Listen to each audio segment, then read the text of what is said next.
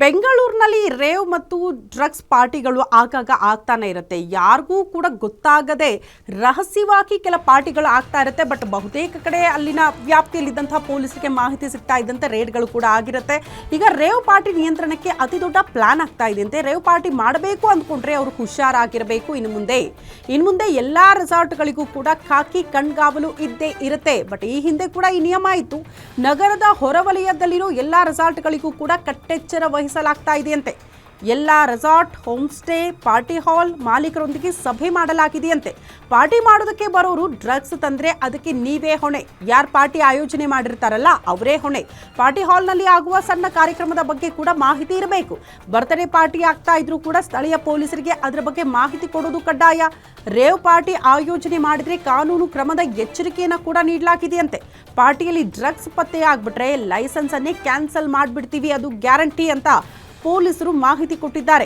ಬೆಂಗಳೂರಿನಲ್ಲಿ ಡ್ರಗ್ಸ್ ಮತ್ತು ರೇವ್ ಪಾರ್ಟಿಗಳು ಆಗುತ್ತೆ ಅಂತ ಆದರೆ ರೇವ್ ಪಾರ್ಟಿ ಅಂದ್ರೇನೆ ಅಲ್ಲಿ ಡ್ರಗ್ಸ್ ಮತ್ತು ಗಾಂಜಾ ಸಪ್ಲೈ ಆಗ್ತಾ ಇತ್ತು ಅನ್ನೋದು ಬಹುತೇಕ ರೇವ್ ಪಾರ್ಟಿಗಳಲ್ಲಿ ಅದು ರೆಡ್ ಹ್ಯಾಂಡ್ ಆಗಿ ಪೊಲೀಸರು ಹಿಡಿದಿದ್ದಾರೆ ಅದನ್ನ.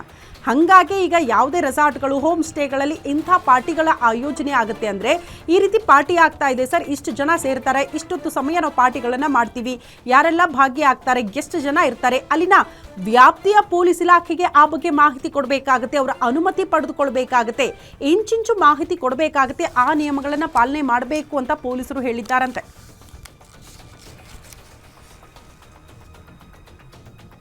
ಕರ್ಕೊಂಡು ಸುಮಾರು ಮಧ್ಯಾಹ್ನ 1 ಗಂಟೆ ಸಮಯದಲ್ಲಿ ಜ್ಞಾನ ಭಾರತಿ ಟ್ರಾಫಿಕ್ ಪೊಲೀಸ್ ಸ್ಟೇಷನ್ ಲಿಮಿಟ್ಸ್ದಲ್ಲಿ ಇರುವಂಥ ನೈಸ್ ರೋಡ್ ಮೇಲೆ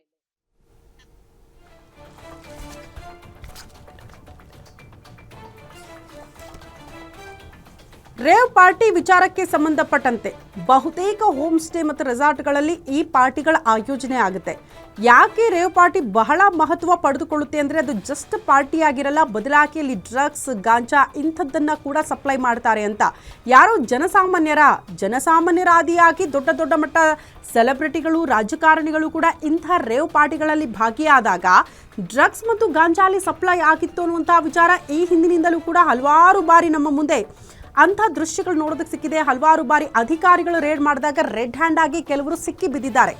ಅದು ಜಸ್ಟ್ ಪಾರ್ಟಿಗೆ ಆಗಿರಲಿಲ್ಲ, ಅಲ್ಲಿ ಡ್ರಗ್ಸ್ ಕೂಡ ಇತ್ತು, ಡ್ರಗ್ಸನ್ನು ಹಲವರು ಸೇವನೆ ಮಾಡಿದ್ರು ಅನ್ನುವಂಥ ವಿಚಾರಗಳು ಕೂಡ ಕನ್ಫರ್ಮ್ ಆಗಿತ್ತು.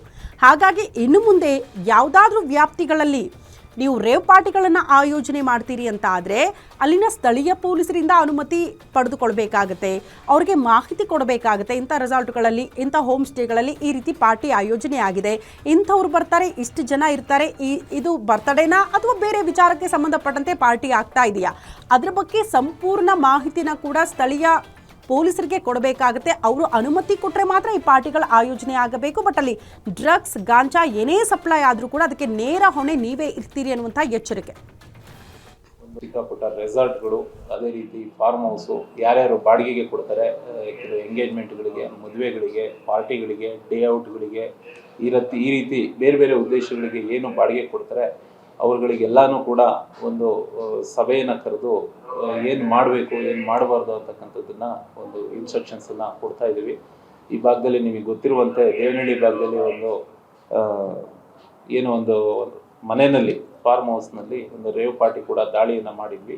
ಆ ಸಂಬಂಧ ಅಂತ ಘಟನೆಗಳು ಮರುಕಳಿಸಬಾರ್ದು ಅಂತಕ್ಕಂತಹ ಉದ್ದೇಶದಿಂದ ಅವರಿಗೆ ಒಂದು ಎಚ್ಚರಿಕೆಯನ್ನು ಹಾಗೂ ಒಂದು ಸ್ಟ್ರಿಕ್ಟಾಗಿ ಒಂದು ಇನ್ಸ್ಟ್ರಕ್ಷನ್ಸನ್ನು ಕೊಡೋ ಉದ್ದೇಶದಿಂದ ಎಲ್ಲರನ್ನೂ ಕರೆದು ಕೂಡ ಒಂದು ನೀಡಲಾಗಿದೆ. ಚಿಕ್ಕಪುಟ್ಟ ರೆಸಾರ್ಟ್ಗಳು, ಅದೇ ರೀತಿ ಫಾರ್ಮ್ ಹೌಸು ಯಾರ್ಯಾರು ಬಾಡಿಗೆಗೆ ಕೊಡ್ತಾರೆ, ಎಂಗೇಜ್ಮೆಂಟ್ಗಳಿಗೆ, ಮದುವೆಗಳಿಗೆ, ಪಾರ್ಟಿಗಳಿಗೆ, ಡೇ ಔಟ್ಗಳಿಗೆ, ಈ ರೀತಿ ಬೇರೆ ಬೇರೆ ಉದ್ದೇಶಗಳಿಗೆ ಏನು ಬಾಡಿಗೆ ಕೊಡ್ತಾರೆ ಅವ್ರುಗಳಿಗೆಲ್ಲನೂ ಕೂಡ ಒಂದು ಸಭೆಯನ್ನು ಕರೆದು ಏನು ಮಾಡಬೇಕು, ಏನು ಮಾಡಬಾರ್ದು ಅಂತಕ್ಕಂಥದ್ದನ್ನು ಒಂದು ಇನ್ಸ್ಟ್ರಕ್ಷನ್ಸನ್ನು ಕೊಡ್ತಾ ಇದ್ದೀವಿ. ಈ ಭಾಗದಲ್ಲಿ ನಿಮಗೆ ಗೊತ್ತಿರುವಂತೆ ದೇವನಹಳ್ಳಿ ಭಾಗದಲ್ಲಿ ಒಂದು ಮನೆಯಲ್ಲಿ, ಫಾರ್ಮ್ ಹೌಸ್ನಲ್ಲಿ ಒಂದು ರೇವ್ ಪಾರ್ಟಿ ಕೂಡ ದಾಳಿಯನ್ನು